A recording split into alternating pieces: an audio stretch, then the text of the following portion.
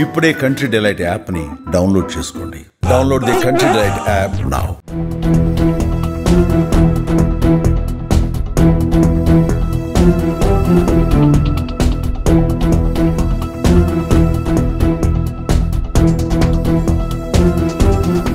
భారీగా అత్యాచారం సంబంధించి ఏదైతే సంఘటన జరిగిందో దానికి సంబంధించి ఉదయం 11 గంటలకు ఎఫ్ఐఆర్ రిజిస్టర్ అయితే సాయంకాలం 5 గంటలకి అందరూ కలిపి ఒక టీం వర్క్ లో చేసి సాయంకాలం 5 గంటలకు అరెస్ట్ చేయడం జరిగింది.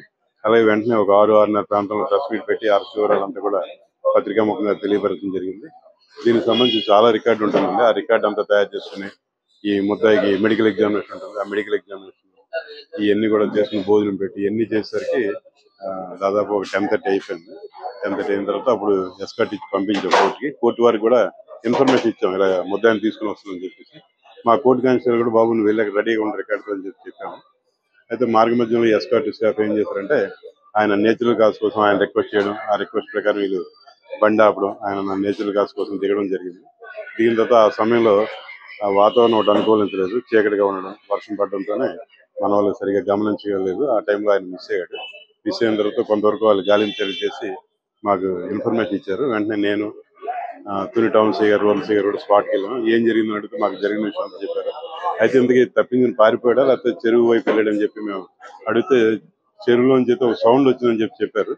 దాన్ని బట్టి ఏమైనా చెరువులో పడి ఉండొచ్చామని చెప్పేసి ఫైర్ సర్వీస్కి పిలిచి ఆ ఫైర్ సర్వీస్ అధికారులు, మాలో కూడా కొంతమంది ఈత వచ్చిన వాళ్ళు ఉన్నారు, కొంతవరకు అయితే 2:30 వరకు మా ప్రయత్నాలు మేము చేసాం. చేసిన తర్వాత మాకు ఎటువంటి బాడీ సంబంధించి ఆచూకీ దొరకలేదు. అన్నవరంకి గజయితగారికి మేము కౌరు పెడితే వాళ్ళు ఎర్లీ మార్నింగ్ వచ్చారు. ఆ గజయితగాల యొక్క కృషి వల్ల బాడీ కామెడీ చెరువులో ట్రేస్ అవుట్ అయిందండి. ఈ రోజు శవ పంచనామా అయ్యి కూడా మా పోలీస్ కస్టడీ నుంచి తప్పించిన వ్యక్తి కాబట్టి ఇది మేము చేయమండి. ఎగ్జిక్యూటివ్ మేజిస్ట్రేట్ హోదాలో స్థానిక ఎంఆర్ఓ గారు, ఆర్డీఓ గారు వారు కండక్ట్ చేస్తారు. కండక్ట్ చేసి నివేదిక కూడా వారి సమర్పిస్తారు.